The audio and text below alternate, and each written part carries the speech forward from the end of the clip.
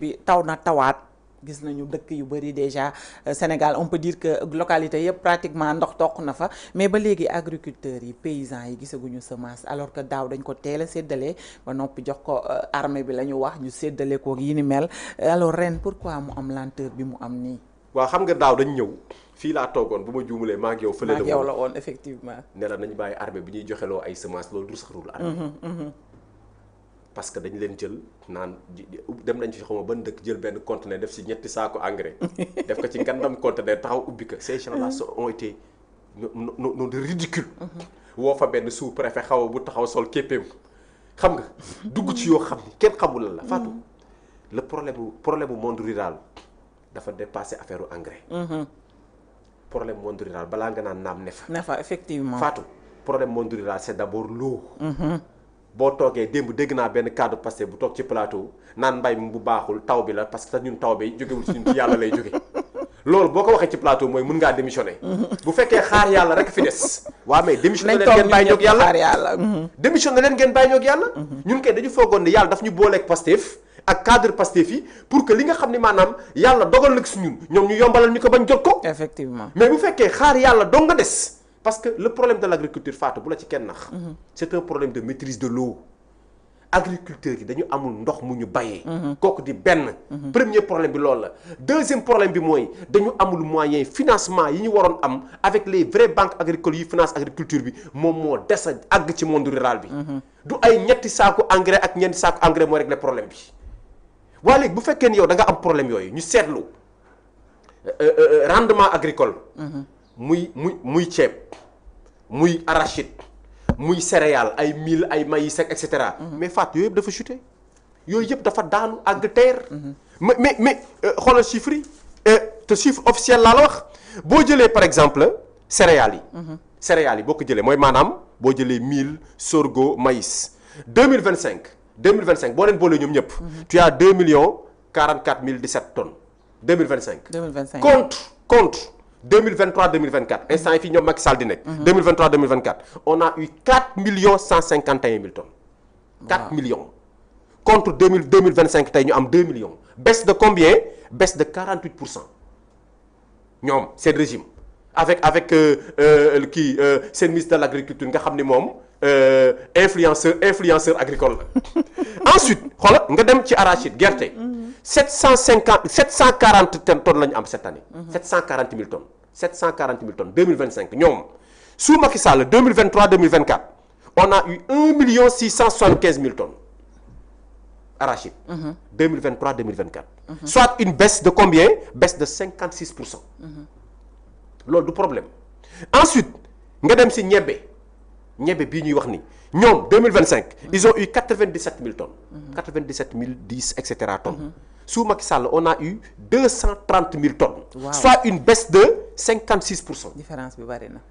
nga continuer riz paddy booy bi ñu doon wax naan dañ koy wàññi ak yooyu. 832 000 mooy ceeb bu sew bi. 882 000 tonnes la ñu am en 2025. Avec Macky Sall 2023-2024 les gens on a obtenu 1 525 464 tonnes. Soit une baisse de combien? 42%. mun nga ko topp nii ci spéculation yëpp mais dafa mel ni lépp a wàcc. non mais parce que lu tax mu wàcc mooy laa lay expliquer. dañu dem jëli xam nga boo nee def nga ci agriculture 130 milliards. nga ne yaa ci def seen ministre moo ko wax. mi ngi nii Mabouba influenceur agricole. moo ne def nañu 130 xam moom influenceur la. moom day préférer moom bu demee ci agriculteurs yi au lieu mu bàyyi agriculteurs yi wax seen problème. moom mooy taxaw di wax problème yi alors que yow problème yi ngay wax ñi ngay waxal ñoo la gën xam. bàyyi ñu wax ko seen bopp yow on demande des solutions pas wax ci yow solution yi lañ lay laaj. mais Fatou réew mi compliqué lañ nekk. billaay. c'est-à-dire que boo jëlee 130 milliards. ne def nga ko ci agriculture bi li ñu njëkk wax mooy Fatou 130 milliards yooyu aujourd'hui quel résultat. pare guñ foofu de ñu annoncé waat 120 milliards. ne dañ koy defaat encore dans l'agriculture muy ñaata. tu es à 250 et quelques milliards yoo xam ne def nga ko ci agriculture boo xam ni Fatou. amul benn baykat bu taxaw génn ñëpp gis ko. mu ne sama rendement ren yokku na. amul daaw moom c'était une catastrophe récolte. ren la raw. dañ ko bañ ba dañoo sax ragal ñoom génne chiffres yi ñun chiffres yi ñoo daw xam que dans la das kii ni ñu koy waxeeti kii DAPSA. ñu xam ni lii il faut que ñu wax ko sénégalais ñëw communiquer ak sénégalais yi. di leen wax ni leen amul dara lu ngeen di xaar ci agriculture campagne bi ñu passé dara baaxu ci. agriculteurs yee ko waxal seen bopp tafaatu c'est logique agriculture bu baaxulee mais tu as des problèmes au niveau de l'économie. Effectivement. Parce que boo xoolee tey près de 70% des activités économiques. sont des activités qui sont liées à l'informel.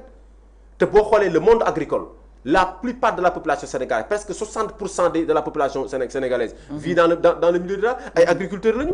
mais c'est normal que sa agriculture bu taxawee. mais yow mi nga xam yow yaay ministre mais yow yaa waroon taxaw présentement présenter un plan d'urgence boo xam da ngay dem rek la ci problème agriculteurs yi. plan d'urgence bu ñu waroon def dañ ko deful parce que tey ba ñu taxawee ba agriculteur dañoo teel a signalé wu. dañoo teel a wax boo seetloo daan nga seetaan ay jamono ay vidéo ay baykat naan la engrais bi ñu gis daa am suuf baaxul effectivement. le ministre influenceur agricole daan génn di leen tontu naan baykat yooyu ay politiciens la ñoom ancien régime la ñu ànd ak di dem di xulóog ñoom alors que tu devais écouter les vrais acteurs. moo tax bi ñu àggee ci récolte bi feeñ na. mais mënul woon am benn résultat ak loolu ñu def noonu. benn engrais yi ñu jël Fatou engrais bi dañ ko war a auditer. mënuñu jël xaalis bu toll noonu jëndee ko engrais.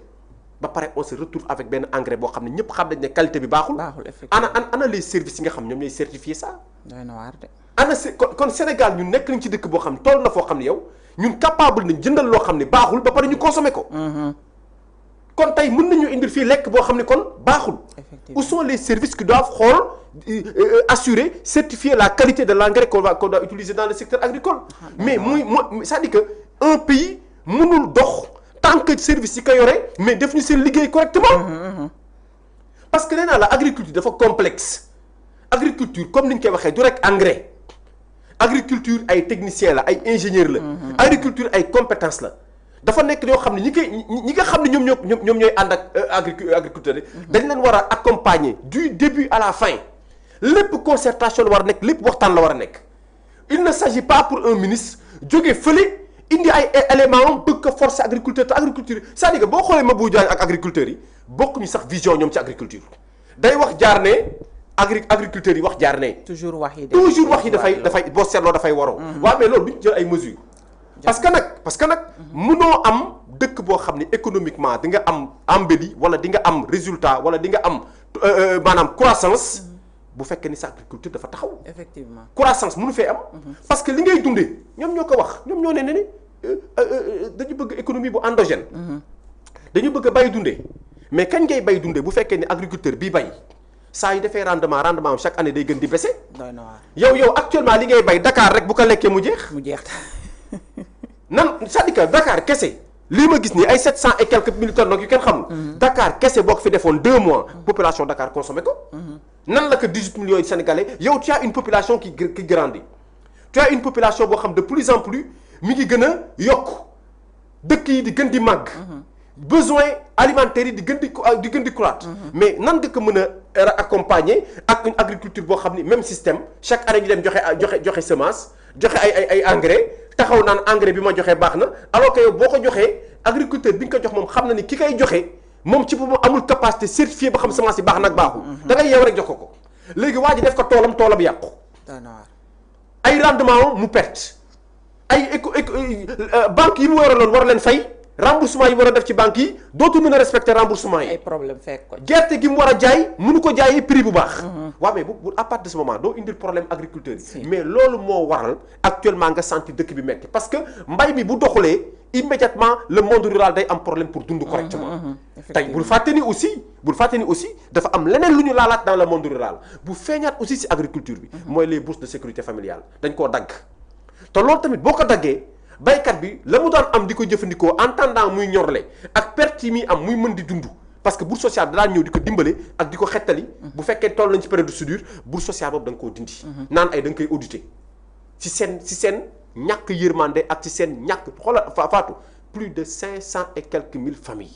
300 000 la woon dem ba mu yàgg dans la loi des finances rectificative de 2022-2023. Macky Sall yokk ko. ne daf ciy dugal 35 000. affaire bi jàll d'une enveloppe presque de 30 milliards jàll presque ba 67 milliards. alors loolu nga jël ko génne wàlle ko aussi moo tax gis nga mënoo def analyse monde agricole. mënoo def analyse en milieu rural te boole woo ci aussi la bourse de sécurité familiale. parce que boo gisee benn instant le monde agricole xawoon am tuuti calme xawoon am tuuti dal c'est parce que ñooñu au-delà même di mbay gi. état bi am na ndimbal ak yërmande boo xam da ka daan ak si ñoom. bu ko defee nga boole sa bay boole wàll la ngay jot par trimestre. loolu moo doon indi soulagement bi mais Fatou nga dem retirer montant boobu ndax lan jàpp nga ni projet Macky Sall la baaxul ah bon bourse sécurité familiale baaxul nga dem retirer ko léegi dégg naa ñu doon wax naan ñi ngi xoolaat di étudier nan lañ koy delloosee mais nañ ko téye ba xam. en tout cas parce que nit boo yoree réew bul ko yor ci vengeance bul ko ci soxore. Fatou économie mbay ay programme ay aide sociale loolu kenn du ko politiquer. loolu ça va directement vers la population.